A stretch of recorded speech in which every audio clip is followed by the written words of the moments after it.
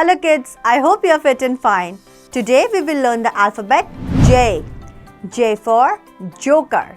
J for Joker, such a mocker. J for jacket. J for jam.